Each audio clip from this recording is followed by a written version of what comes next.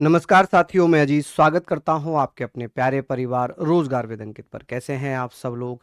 आशा करता हूं बहुत अच्छे होंगे, स्वस्थ होंगे, लाजवाब होंगे। तो जल्दी से लाइव आ जाइए, जुड़ जाइए मेरे साथ। हम लोग चर्चा करेंगे यहां पर राजभाषा की। और मैं आप लोगों को ये विश्वास दिला दूं कि आप सभी साथियों को यहाँ पर जो भी क्वेश्चंस मैं करा रहा हूँ, जो भी टॉपिक मैं करा रहा हूँ, ये बहुत महत्वपूर्ण है। राजभाषा हमारा टॉपिक चल रहा है, ऑफिशियल लैंग्वेज। ऑफिशियल लैंग्वेज, ठीक है जी, ऑफिशियल लैंग्वेज। चलिए, अब इसकी क्लास है 2। ठीक है, क्लास नंबर है 2। लेकिन मैं आप लोगों से पहले तो मैं माफ़ी चाहता हूं कि कल हम लोगों ने राजभाषा आयोग पढ़ा था और मैंने वहां पर राजभाषा आयोग के अध्यक्ष बीजी खैर बताए थे, बाल गंगाधर खैर। तो बाल गंगाधर खैर ही हैं।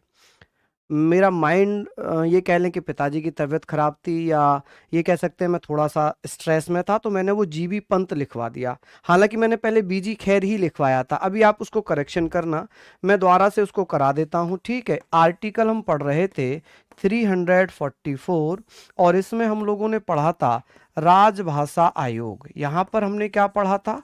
राजभाषा आयोग। मैं माफ़ी चाहूँगा आप सब लोगों से। राजभाषा आयोग, जिसे हमने पढ़ा था ऑफिशियल, एक बार रिवीजन में करा देता हूं, official language commission. Official language commission, ठीक है, इसको मैं आप लोगों के लिए बता देता हूं एक बार। ठीक है, तो कल थोड़ी सी दिक्कत हुई, मैं उसके लिए क्षमा प्रार्थी हूँ, आप लोगों से माफ़ी चाहता हूँ। हालांकि मैंने बाद में क्लास चेक की तो फिर मुझे लगा कि ये तो गड़बड़ हो गई। इसके जो अध्यक्ष बने थे, इसके अध्यक्ष बने थे बीजी खैर। ठीक, और यही मैंने पहले लिखवाया था, लेकिन ना जाने क्यों माइंड में क्या आया, मैंने इसको हटा दिया।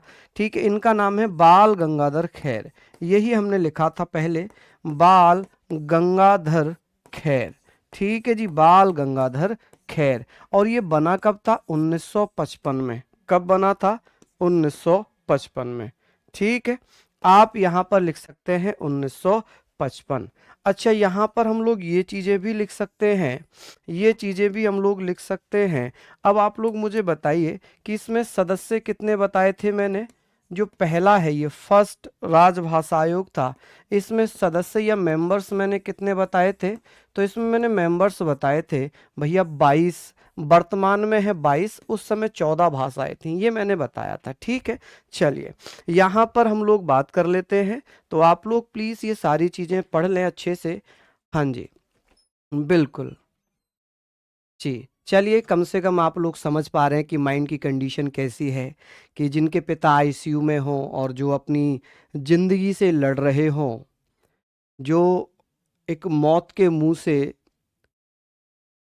वापस आने के लिए जूझ रहे हों, और उनका एक लड़का जो उनके साथ ना होकर आपके भविष्य को देखकर आपकी क्लास कंटिन्यू कर रहा है, तो हो सकता है कि माइंड में कुछ ऐसी चीजें चल रही हों जो थोड़ा सा स्ट्रेसफुल रहे, स्ट्रेस माइंड में पैदा कर दें। तो वो मिस्टेक कल वहाँ पर हुई, उसके लिए मैं क्षमा चाहता हूँ आप सब लोगों से। ठीक है, चलिए यहाँ पर हम लोग बात कर लेते हैं। और मैंने कहा था कि प्रत्येक 10 वर्ष बाद इसका गठन होगा, ये मैंने आप लोगों को बताया था। ठीक है, चलिए यहाँ पर हम लोग बताए थे, ये मैंने कल बीजी पंत यानी कि जीबी पंत, गोविंद वल्लभ पंत बताया था। तो मैं बता देता हूँ गोविंद वल्लभ पंत कौन है। अगर पूछेगा कि सर वर्तमान में इसके कितने सदस्य हो सकते हैं, तो मैंने वर्तमान सदस्य भी बता दिए थे आपको। तो आप कहेंगे सर वर्तमान सदस्य जिनकी संख्या है 22। क्यों? क्योंकि 22 भाषाओं को मान्यता दी गई है। 22 भाषाओं को मान्यता दी गई है। तो यहाँ पर हम लोग बात कर रहे हैं, हम लोग यहाँ पर इन सारी चीज़ों पर चर्चा करेंगे कि सर इसी में हमने ये पढ़ा था कि सर इसी में एक संयुक्त राजभाषा पर संयुक्त संसदीय समिति का गठन भी किया जाएगा। बस यही मिस्टेक कल हो गई थी, मैंने ये आपको बता दिया था। राजभाषा पर संयुक्त संसदीय समिति, संयुक्त संसदीय समिति, संसदीय समिति।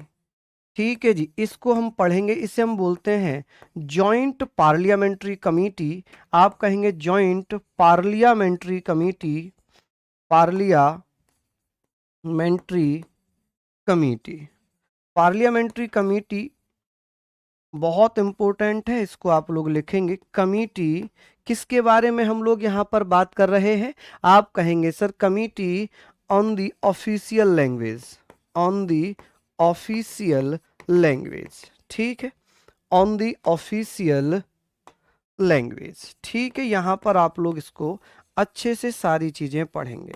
अब बात आती है कि सर ये जो समिति है, ये समिति कब बनी थी, इस समिति को कब बनाया गया था, तो ये समिति का गठन कब हुआ था, इसको इसको कब बनाया गया था, इसका फॉर्मेशन कब हुआ था, ठीक है। गठन को हम कॉन्स्टिट्यूशन भी लिखते हैं, लेकिन वो देखते हैं किसके बारे में हम लिख रहे हैं, फॉर्मेशन, कि सर ये कब बनी थी, तो इसका गठन हुआ था 1957 में, ठीक है।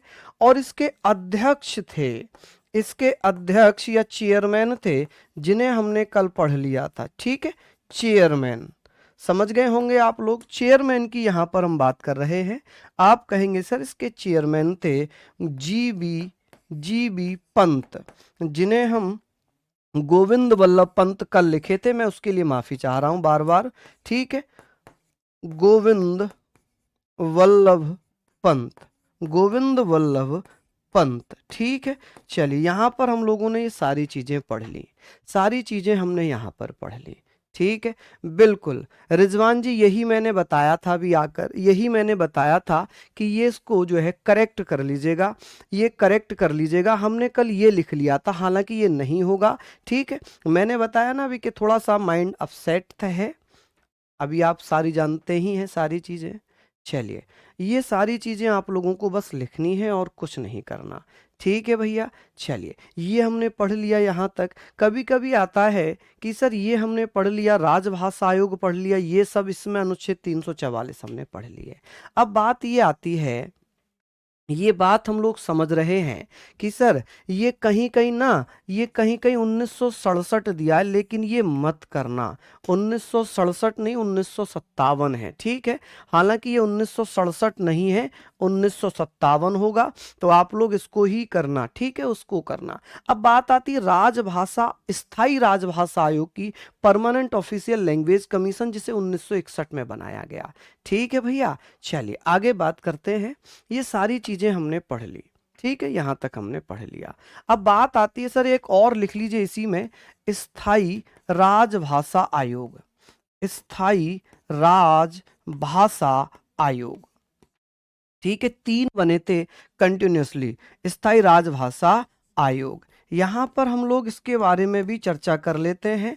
और आप लोग मुझे बताइए, यहाँ पर आप लोग मुझे बताइए कि सर इसे हम क्या बोलेंगे, आप कहेंगे सर इसको बोलेंगे परमानेंट, ठीक है। इसको हम क्या बोल सकते हैं कि भैया इसको परमानेंट, आप कहेंगे sir permanent official language commission, official language commission, language commission, ठीक है। चलिए इसका गठन कब हुआ था, इसका केवल गठन पढ़ लेना कि ये कब बना था, तो आप कहेंगे सर ये कब बनाया गया था, इसका ईयर पूछा है 1961। ये जो है ना, ये PYQ हम कह सकते हैं, प्रीवियस ईयर क्वेश्चन, जिसको अक्टूबर 2023 में ये पूछा गया था। 2023 में क्वेश्चन था कि स्थायी राजभाषा आयोग का गठन कब हुआ था। तो ये सारी चीजें आप लोग यहाँ पर लिख लीजिएगा। बस खत्म करते हैं इसको, आगे बात करते हैं। यहाँ तक आप लोग नोट डाउन करिए। अब हम बात करते हैं सर, ये तो हमने पढ़ लिया था, ठीक है। अब हम बात करते हैं प्रादेशिक भाषाओं की, हम बात कर लेते हैं प्रादेशिक भाषाओं की, कि सर प्रादेशिक भाषाएं, रीजनल लैंग्वेजेस, यहाँ से आज का टॉपिक स्टार्ट हो रहा है, ठीक है। तो इसका गठन कब हुआ है, 1961 में हुआ है। और ये PYQ है, प्रीवियस ईयर क्वेश्चन है, अक्टूबर 2023 में पूछा गया है, ठीक है।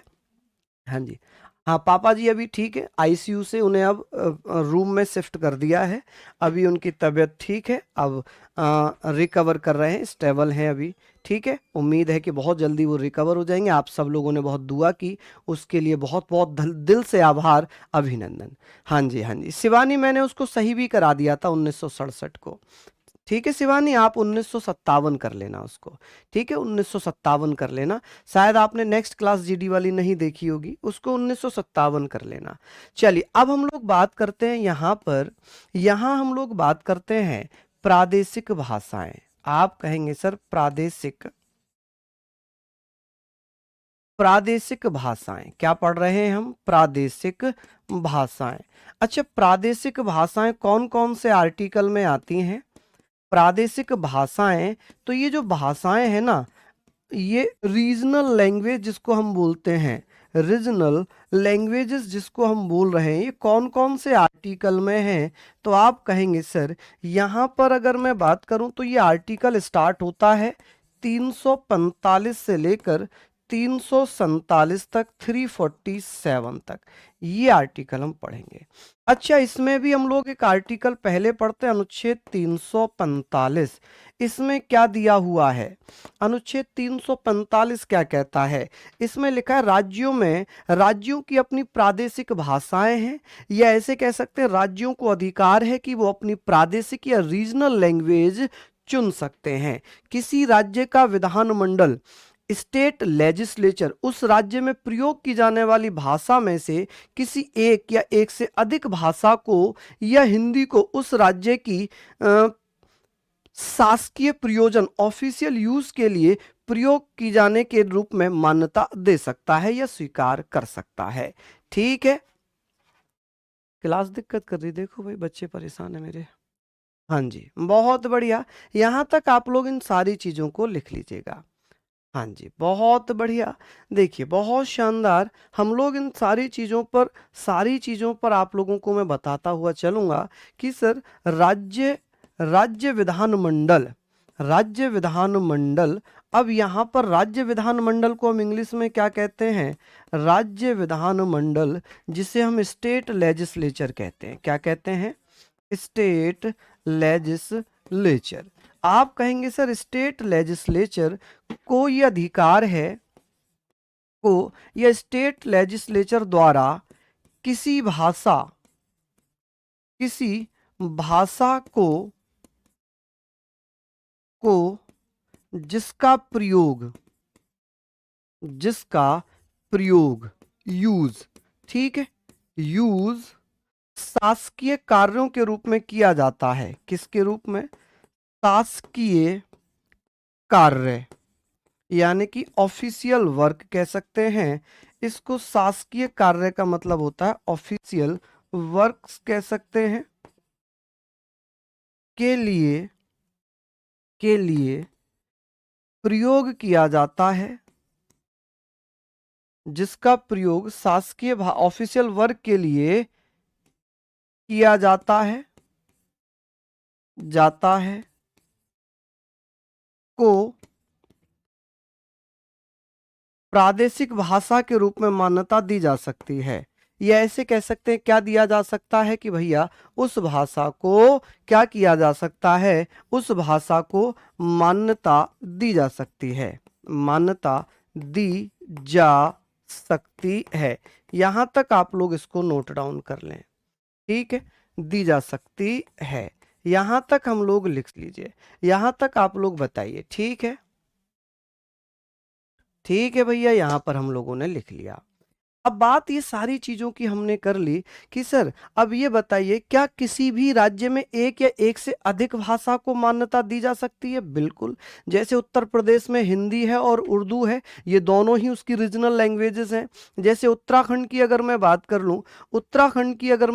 लूं, तो आप कहेंगे सर उत्तराखंड में हिंदी है और वहां पर संस्कृत है।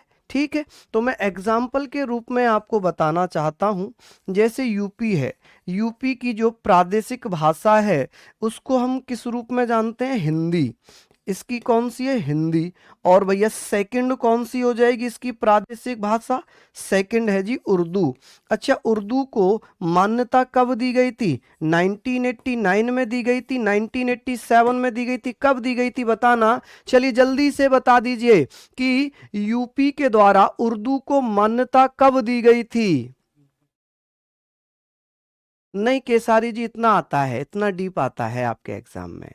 हाँ जी, बिल्कुल डीप आता है। तो आप कहेंगे सर, जल्दी से आप लोग यहाँ पर लिख लीजिए कि सर उर्दू 1989 में बनी। जैसे कि उत्तराखंड है, अब आप मुझे बताएं उत्तराखंड की जो प्रादेशिक भाषा है वो हिंदी है, लेकिन ये बताएं इसकी सेकंड प्रादेशिक भाषा कौन सी है? आप कहेंगे संस्कृत। अब ये बताइए संस्कृत को मान्यता कब दे दी? अब जल्दी से बताइए कि सर संस्कृत को मान्यता कब दे दी है? चलिए बताइए। उर्दू उर्दू को तो हमने यूपी पढ़ लिया, लेकिन उत्तराखंड ने संस्कृत को मान्यता कब दे दी? चलिए बताइए। हाँ जी, बहुत बढ़िया जी, बहुत शानदार, बिल्कुल प्रिंस। ठीक है, चलिए यहाँ पर आप सारी चीजों के बारे में हम लोग बात करते हैं। चलिए बहुत बढ़िया, शानदार। हाँ जी, हम बात कर रहे हैं उत्तराखंड की। हम बात कर रहे हैं उत्तराखंड ने संस्कृत को मान्यता कब दी है? जल्दी से बताएं।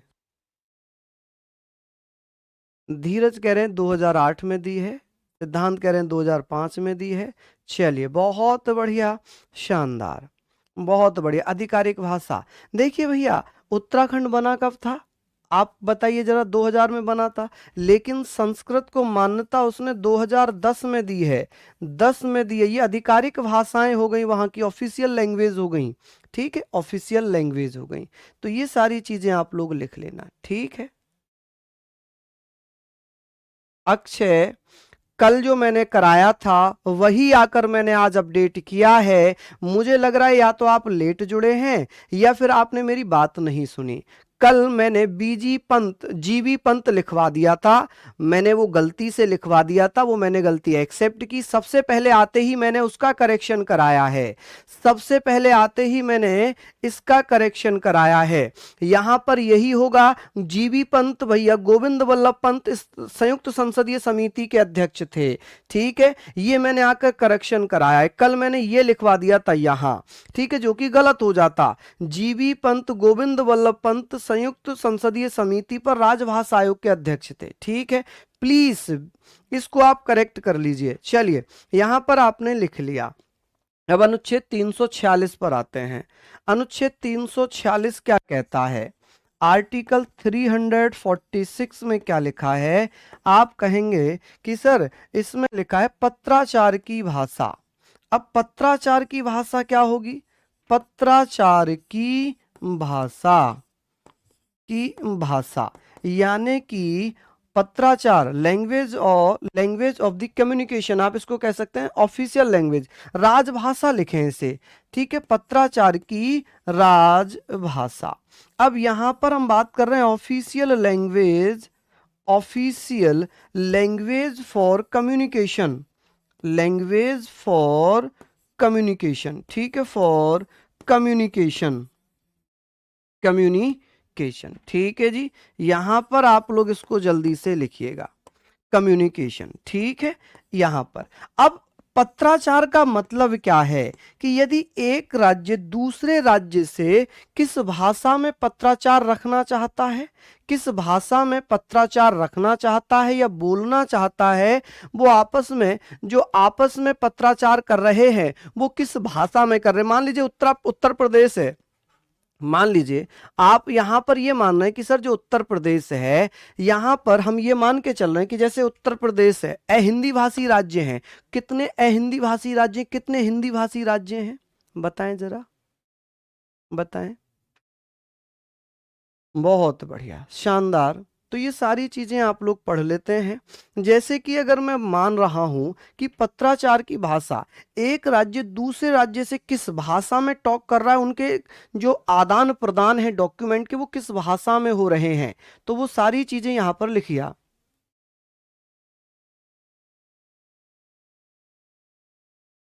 ठीक है, लिख लिया आप लोगों ने। चलिए हम बात करेंगे, जैसे कि अगर मैं मान रहा हूं, आप लोग ऐसे लिखें कि हिंदी भाषी राज्य कितने? 9। उत्तर प्रदेश, उत्तराखंड, मध्य प्रदेश, बिहार, छत्तीसगढ़, झारखंड, राजस्थान, हिमाचल प्रदेश। ठीक है, अब बात करते हैं सर अहिंदी भाषी राज्य, जैसे कि महाराष्ट्र, गुजरात, पंजाब। ठीक है, इन्होंने हिंदी को सेकंड भाषा के रूप में मान्यता दी हुई है। चलिए अगर आप यहां पर भी चाहें तो ये आप लिख सकते हैं, ये चीजें हो गई। अगर इसमें एक और ऐड करना चाहें कि सर ऐसे कौन कौन से राज्य, यहां पर ऐड करना चाहें ऐसे कौन कौन से राज्य हैं जिन्होंने हिंदी को ही राजभाषा के रूप में स्वीकार किया है, तो एक नोट चाहो तो बना लो, इसके बाद एक नोट चाहो तो बना लो, अच्छा रहेगा, कभी कभी पूछ लेता है। तो आप कहेंगे हिंदी, हिंदी किस किस राज्य की राजभाषा है, हिंदी राजभाषा किस किस की हो जाएगी। आप कहेंगे सर हिंदी ऑफिशियल लैंग्वेज किस किस की हो जाएगी, बताइए जल्दी से। आप कहेंगे सर हिंदी को उत्तर प्रदेश ने अपनी राजभाषा माना है, उत्तराखंड ने अपनी राजभाषा माना है, मध्य प्रदेश ने अपनी राजभाषा बनाया है, बिहार ने अपनी राजभाषा बनाया है, बिहार ने, आप कह सकते हैं सर राजस्थान ने, किसने, राजस्थान ने अपनी राजभाषा बनाया है। आप कहेंगे सर हिमाचल प्रदेश ने अपनी राजभाषा बनाया है, हिमाचल प्रदेश। आप कहेंगे सर यहाँ पर हिमाचल प्रदेश, हरियाणा, 9 राज्य हो जाएंगे केवल, ठीक है, 1 2 3 4 5 6 7 हरियाणा। अब कौन कौन से रह गए, छत्तीसगढ़, छत्तीसगढ़, और आप कह सकते हैं सर छत्तीसगढ़ है, यहां पर झारखंड लिख लीजिए, झारखंड, ठीक है, ऐसे आप लिख लीजिए जी झारखंड, ठीक है। तो 1 2 3 4 5 6 7 8 9, तो आप कहेंगे 9 राज्य, 9 राज्य, 9 राज्य जिनकी आधिकारिक भाषा, जिनकी ऑफिशियल लैंग्वेज या आधिकारिक भाषा, ऑफिशियल लैंग्वेज क्या है, तो आप कहेंगे सर जिनकी आधिकारिक भाषा कौन सी हो जाएगी, आधिकारिक भाषा, भाषा हिंदी है, कौन सी है, हिंदी है। चलिए अब आप लोग बताइए कि हिंदी को दूसरी आधिकारिक भाषा किसने बनाया है, हिंदी, हिंदी को सेकंड ऑफिशियल लैंग्वेज या राजभाषा या आधिकारिक भाषा किस किस राज्य ने बनाया है, ऑफिशियल लैंग्वेज। आप कहेंगे सर ये तो हो गए राज्य, अब एक केंद्र शासित प्रदेश भी लिख लीजिए, एक यहां पर केंद्र शासित प्रदेश भी लिख लीजिए, केंद्र शासित प्रदेश यानी कि यूटी। यूटी कौन सा है, आप कहेंगे दिल्ली की राजभाषा भी कौन सी है, हिंदी, आधिकारिक भाषा कौन सी है, हिंदी।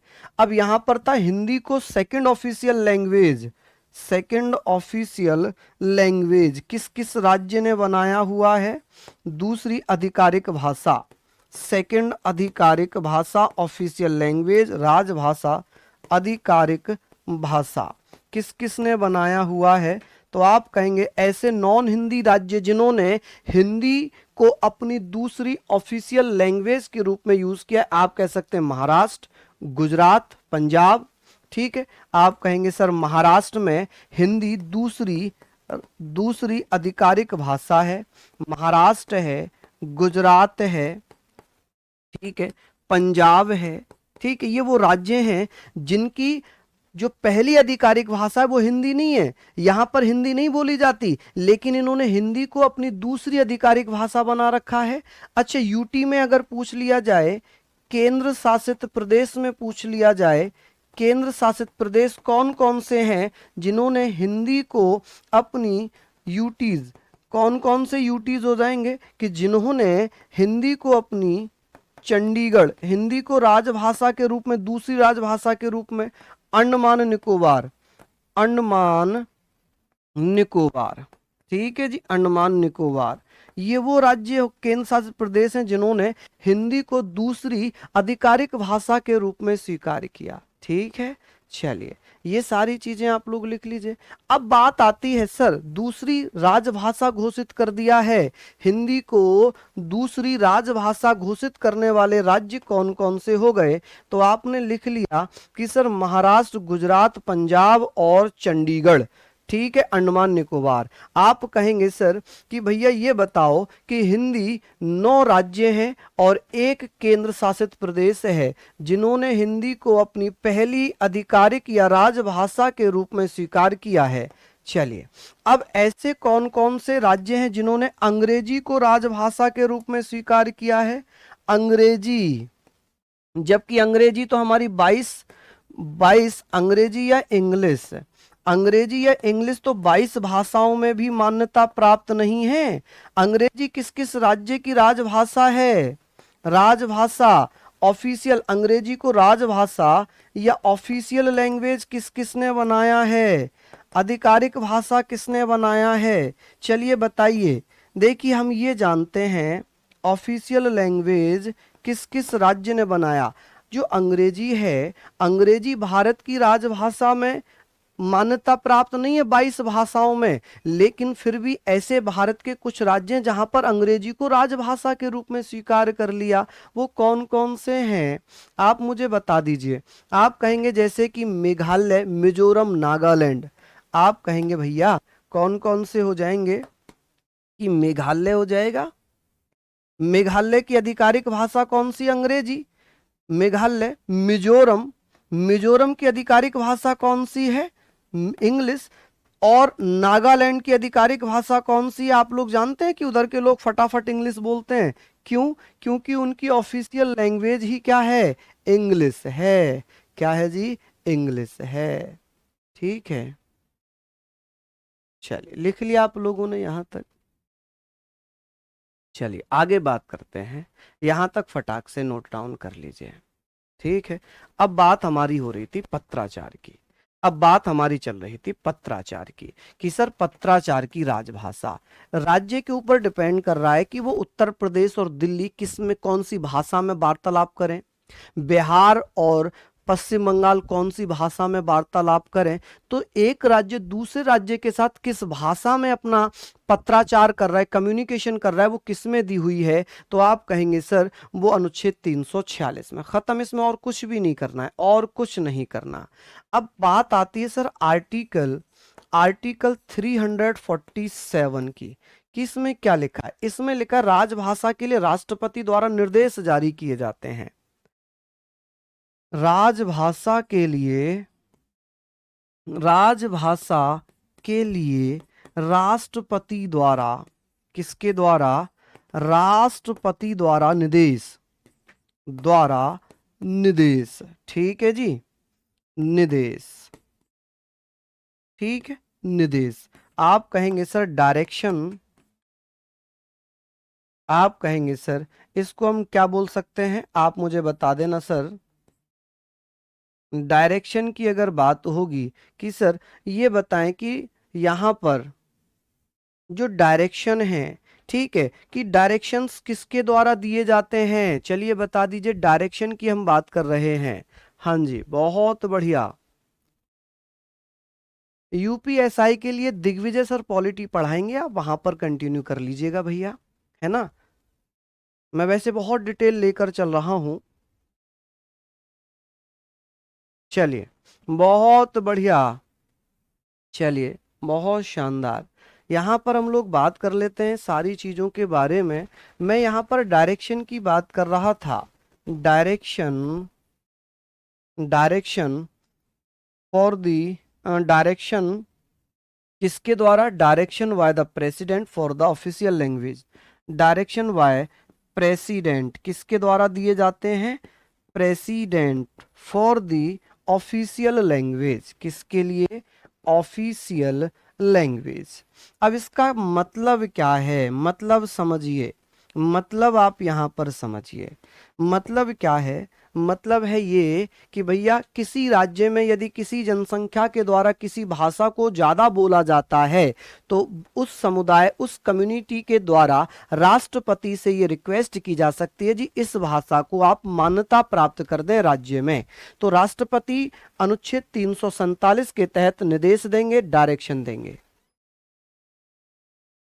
ठीक है जी, समझ गए आप लोग? यहां तक समझ गए होंगे आप लोग कि भैया किसी राज्य की जनसंख्या का, कोई किसी राज्य में किसी भाषा को बोलने वालों की, लोगों की जो जनसंख्या है वो ज्यादा है, और वो जनसंख्या राष्ट्रपति से रिक्वेस्ट करती है जी इस भाषा को आप, इस भाषा को आप मान्यता प्रदान कर दें, आधिकारिक भाषा के रूप में, ऑफिशियल वर्क के रूप में इसे मान्यता दे दें। तो भैया वो राष्ट्रपति अनुच्छेद 347 में उस भाषा को मान्यता दे देंगे। चलिए अब बात आती है सर आर्टिकल 348 और 349, ये हम लोगों ने पढ़ा था। हम लोगों ने पढ़ा था 348 और 349।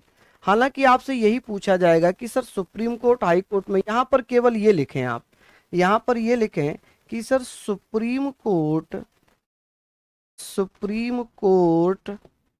एवं हाई कोर्ट,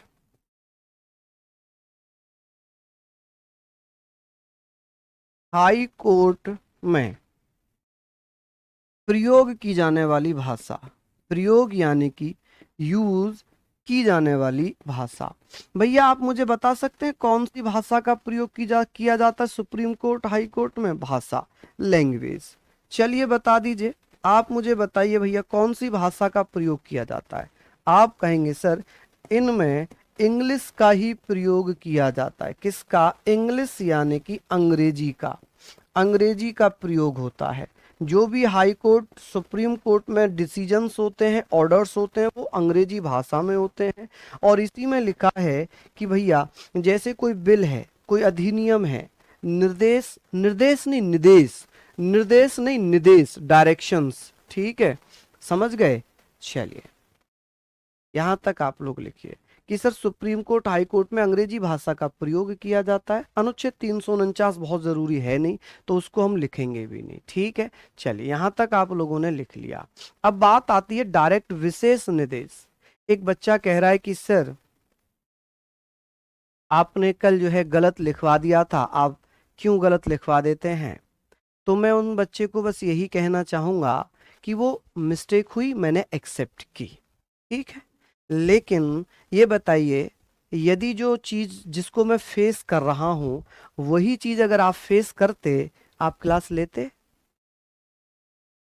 मेरे पिताजी जो एक नया जीवन जी या मौत से जीत कर आए हैं, अभी हालांकि हॉस्पिटल में ही है, आपके साथ अगर ये घटना होती, आप क्लास लेते?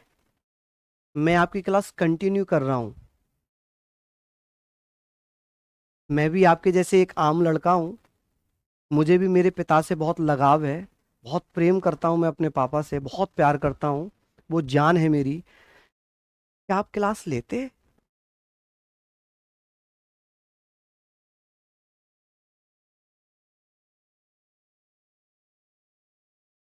मैं फिर भी आपकी क्लास कंटिन्यू कर रहा हूं इस कंडीशन में कि जब ये बहुत ज्यादा अनकॉन्शियस हो, नहीं लेते। मैंने आपकी क्लास कल भी कंटिन्यू की, आज भी कंटिन्यू की, और वो इसलिए परसों भी कंटिन्यू की, इसलिए कि भाई आपके भविष्य की बात है, ठीक है। प्लीज इस चीज को आप थोड़ा सा ध्यान रखें कि भाई टीचर भी एक आम नागरिक है, एक व्यक्ति है, उसकी भी फैमिली है, उसकी फैमिली में भी समस्याएं हो सकती हैं, ठीक है। और मैंने आते ही उसको एक्सेप्ट किया, ऐसा नहीं मैंने उसको इग्नोर कर दिया कि हाँ वो कल गलती हुई, मैंने उसको आज करेक्ट करवाया, करवाया ना। चलिए, तो ये सारी चीजें आप लोग लिख लीजिए। आगे बात करते हैं। हालांकि वो बच्चे जो भी बोल गए, उन्होंने शायद वो चीजें नहीं सुनी होंगी, इस कारण वो बोल गए होंगे। हालांकि इतना निर्दयी, इतना क्रूअल कोई भी नहीं होगा जो इन चीजों को सुन के ऐसी बातें बोलेगा। शायद उन्होंने मेरी बातें पहले नहीं सुनी होंगी, इसलिए वो ऐसी चीजें बोल गए होंगे। अब बात आती है विशेष निर्देश की भाषा। विशेष निर्देश, विशेष निर्देश की भाषा, ठीक है। विशेष निर्देश की भाषा, आप कहेंगे सर यहां पर language of special special direction, special directions लिख लें, या इसको डायरेक्टिव्स भी कर सकते हैं।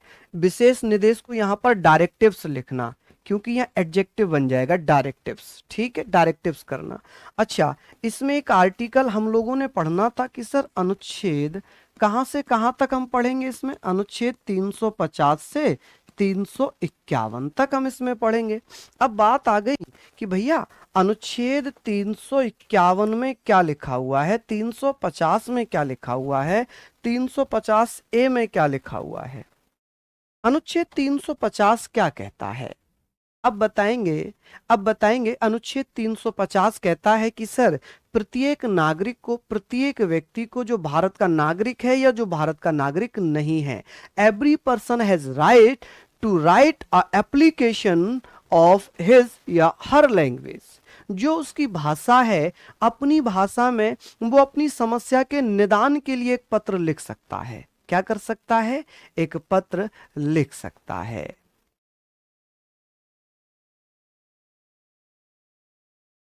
चलिए, यहां तक आपने लिख लिया।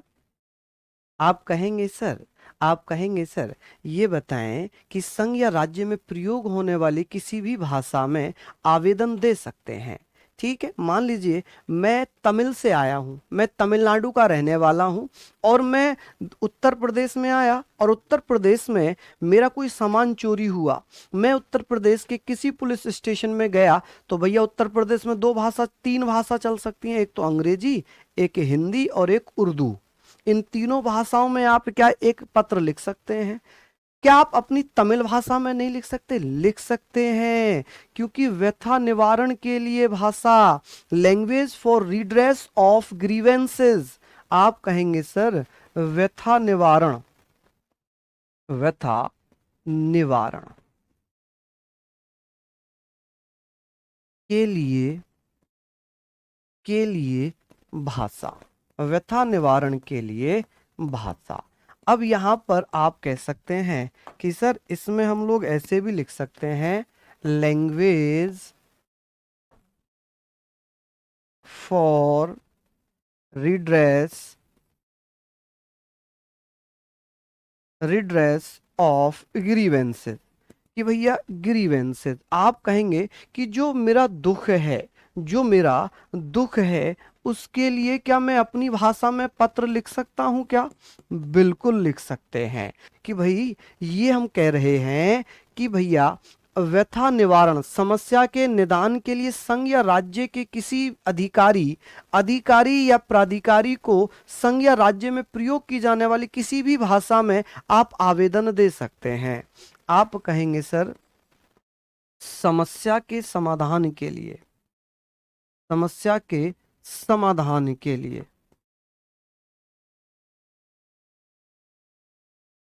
Solution of the problem, solution of problem.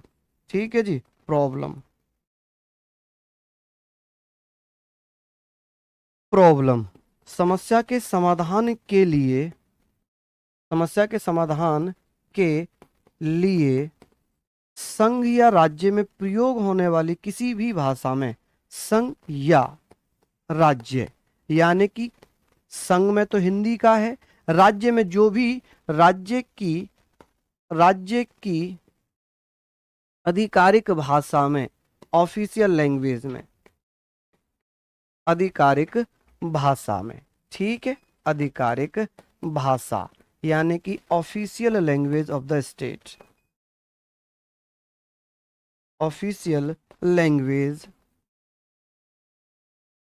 में आवेदन दे सकते हैं, आवेदन या एप्लीकेशन दे सकते हैं, एप्लीकेशन दे सकते हैं। अब भैया मान लीजिए दे सकते हैं, मान लीजिए जैसे उत्तर प्रदेश में तमिल भाषा को तो कोई नहीं जानता होगा, लेकिन हर विभाग में अनुवादक विभाग होता है, ट्रांसलेट डिपार्टमेंट होता है। तो ये उत्तर प्रदेश पुलिस स्टेशन की जिम्मेदारी है कि जिसने तमिल में एप्लीकेशन दी थी, उस भाषा को वो हिंदी में या इंग्लिश में ट्रांसलेट कराए। क्लियर?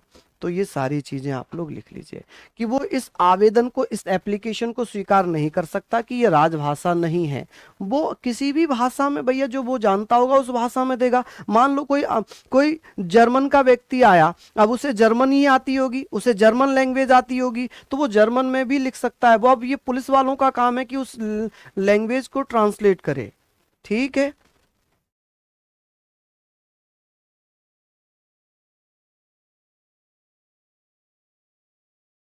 लिख लिए होंगे, आई होप यहाँ पर लिख लिए होंगे। ठीक है, चलिए बहुत बढ़िया, यहाँ हमने लिख लिया। अब एक आर्टिकल है कि सर ये बताइए, इसका एक आर्टिकल है, कौन सा आर्टिकल है? एक आर्टिकल है यहाँ पर 358 क, या इसको ए भी लिख सकते हैं, 350 ए। अब ये क्या कहता है, मातृभाषा में शिक्षा, एजुकेशनल इन मदर टंग। अब ये मुझे बताएं कि sir education in mother tongue, इसमें क्या लिखा है, मातृभाषा में शिक्षा, मातृभाषा में शिक्षा, में शिक्षा, ठीक है।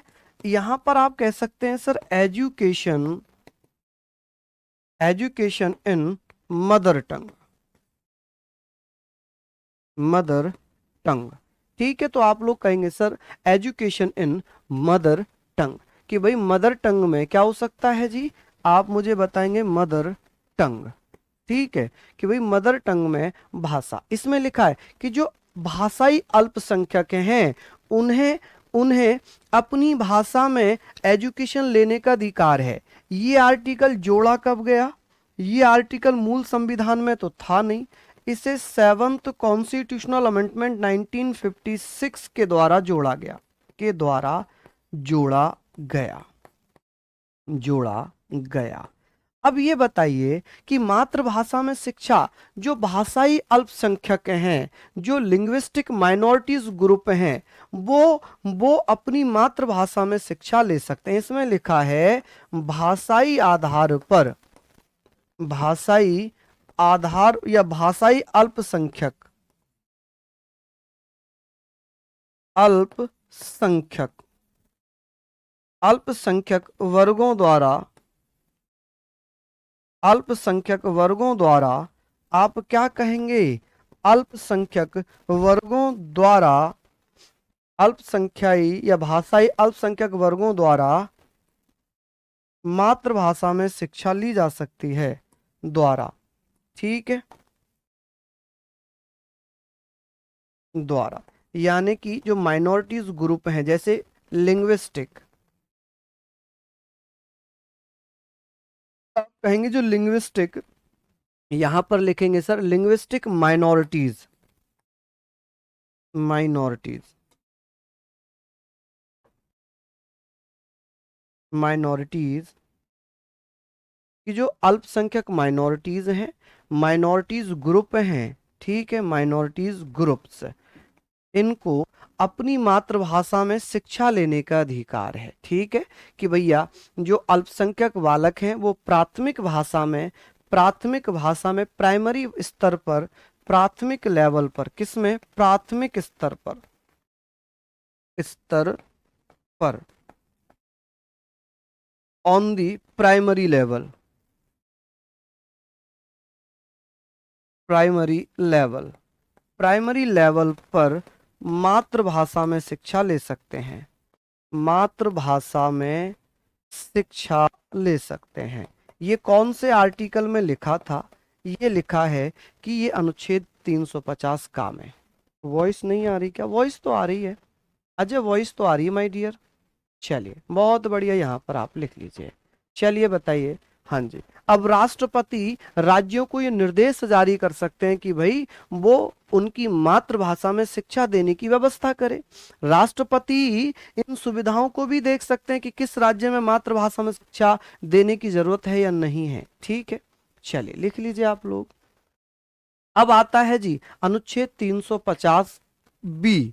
350 बी क्या कहता है, इसमें हम बात करेंगे कि सर 350 खा, इसे भी 7वें संविधान संशोधन अधिनियम 356 के द्वारा जोड़ा गया। इसमें कहा कि जो भाषाई अल्पसंख्यक वर्ग हैं इनके लिए विशेष अधिकारी की नियुक्ति होगी और नियुक्ति राष्ट्रपति के द्वारा की जाएगी। यहाँ पर एक आर्टिकल में और बता देता हूँ, अनुच्छेद 350 ख या बी, ठीक है जी। अब यहाँ पर हम लोग बात कर रहे हैं कि सर इसे 7वें संविधान संशोधन, 7th संविधान कॉन्स्टिट्यूशनल अमेंडमेंट एक्ट 1956, यहां हमने पढ़ लिया 56 के द्वारा, 56 के द्वारा क्या किया गया, जोड़ा गया है, इसे भी इसी के द्वारा जोड़ा गया। ये आर्टिकल कब जोड़ा गया, तो आप कहेंगे सर जोड़ा गया 7वें संविधान संशोधन के द्वारा। इसमें लिखा है जो भाषाई, भाषाई अल्पसंख्यक है, भाषाई ऐसे भी लिखते हैं ना, भाषाई अल्पसंख्यक वर्ग, अल्पसंख्यक वर्गों के लिए ठीक है, के लिए आप कहेंगे sir for the linguistic minorities groups, या माइनॉरिटी ग्रुप कर सकते हैं इसको, क्या कर सकते हैं सर, माइनॉरिटीज ग्रुप कर सकते हैं, ग्रुप्स ग्रुप्स के लिए एक विशेष अधिकारी, ठीक है, ग्रुप्स के लिए विशेष अधिकारी की नियुक्ति, विशेष अधिकारी की नियुक्ति, special officer, special officer,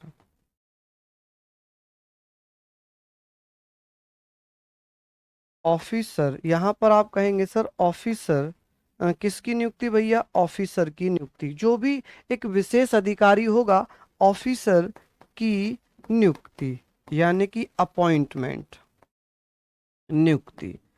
appointment कौन करेंगे जी, अपॉइंटमेंट किसके द्वारा की जाएगी, अपॉइंटमेंट आप कहेंगे सर अपॉइंटमेंट करेंगे राष्ट्रपति, कौन, राष्ट्रपति, ठीक है, राष्ट्रपति द्वारा वाइस प्रेसिडेंट, खत्म।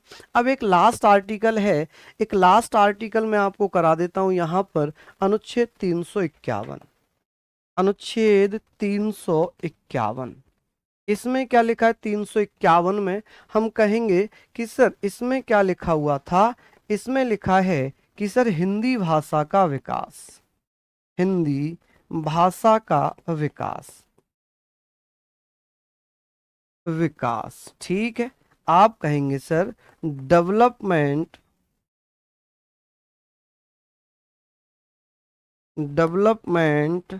ऑफ हिंदी लैंग्वेज, ठीक है, कि भाई राज्य को ये कर्तव्य है, ये कर्तव्य दिए गए कि वो हिंदी भाषा का विकास करे, क्या करे, हिंदी भाषा का विकास करे। तो ये सारी चीजें आप लोग यहाँ पर लिख लें कि सर हिंदी भाषा का विकास करने की जो बात आई है वो इसी में है। चलिए अब हम दो दो आर्टिकल में यहाँ पर और एक्स्ट्रा बता देता हूँ जो कि इम्पोर्टेंट हैं। देखिए दो आर्टिकल में यहाँ पर थोड़ा सा आपको एक्स्ट्रा बताऊंगा, ठीक है, ये थोड़ा सा इम्पोर्टेंट मानकर चलना आप लोग। जैसे कि एक आर्टिकल में यहाँ पर लिखूंगा, ये आपके एडिशनल हैं, आर्टिकल 120, आर्टिकल 200 210, आप कहेंगे सर क्या हो जाएगा, तो आप मुझे ये बताएं कि सर इन आर्टिकल में क्या क्या दिया हुआ है, क्या क्या दिया हुआ है। चलिए बहुत बढ़िया, चलिए चलिए रोली शर्मा, बिल्कुल बिल्कुल भैया, आप यहाँ पर लिखेंगे कि सर संसद में प्रयोग की जाने वाली भाषा, आप कहेंगे संसद में प्रयोग की जाने वाली भाषा, की जाने वाली प्रयोग की जाने वाली भाषा, ठीक है। और आर्टिकल 210 में क्या लिखा है, राज्य विधानमंडल में प्रयोग की जाने वाली भाषा, राज्य विधान मंडल में प्रयोग की जाने वाली भाषा, प्रयोग की जाने वाली भाषा, ठीक है जी, भाषा यहां पर आप लोग लिख लीजिए, यहां पर आप लोग इसको लिख लीजिए, ठीक है, इसको आप लोग लिखिए, ठीक है भैया। चलिए अब ये डिपेंड कैसे करेगा, जैसे मान लो जैसे हिंदी अंग्रेजी का प्रयोग किया जाएगा, इसमें आप कहेंगे सर इसमें हिंदी या अंग्रेजी, ठीक है, हिंदी या इंग्लिश का प्रयोग इसमें होगा संसद में। अगर कोई ना तो हिंदी में बात करना चाहता है ना इंग्लिश में, वो अपनी मातृभाषा में अगर बात करना चाहता है तो वो अध्यक्ष से अनुमति लेगा, ठीक है। मातृभाषा के लिए, मातृभाषा में बोलने के लिए, मातृभाषा के लिए वो भैया स्पीकर से, ठीक है, स्पीकर लोकसभा में स्पीकर से, राज्यसभा में चेयरमैन से, किससे, चेयरमैन से परमिशन लेगा, क्या लेगा भैया? आप कहेंगे सर परमिशन लेगा। ठीक है जी, परमिशन लेगा। ठीक है, और यहां पर क्या होगा? राज्य विधानमंडल में आप कहेंगे अंग्रेजी का प्रयोग होगा। यहां पर क्या होगा? अंग्रेजी का या हिंदी का। ठीक है, जो भी उस राज्य की अपनी भाषा होगी, राजभाषाओं में से हिंदी होगी, हिंदी, या भैया आप कह सकते हैं इंग्लिश, इंग्लिश, अंग्रेजी। ठीक है, या उस राज्य की, उस राज्य की आधिकारिक भाषा, आधिकारिक भाषा, जो भी जिस राज्य की है। ठीक है, अब जैसे महाराष्ट्र है, महाराष्ट्र में या तो भैया हिंदी को बोल लेंगे, अंग्रेजी में बोल लेंगे, या मराठी में बोलेंगे। यदि कोई और भाषा में बोलना चाहता है तो वो विधानसभा अध्यक्ष से या विधान परिषद से परमिशन लेकर वो अपनी विचार व्यक्त कर सकते हैं। ठीक है जी, चलिए तो ये क्लास आज यहीं पर खत्म कर रहे हैं। कल तो क्लास होगी नहीं, मंडे में मिलते हैं और मंडे में हम पढ़ेंगे स्थानीय स्वशासन। ठीक है जी, चलिए तो बहुत बहुत धन्यवाद। दुआ करना सब लोग एक बार फिर से।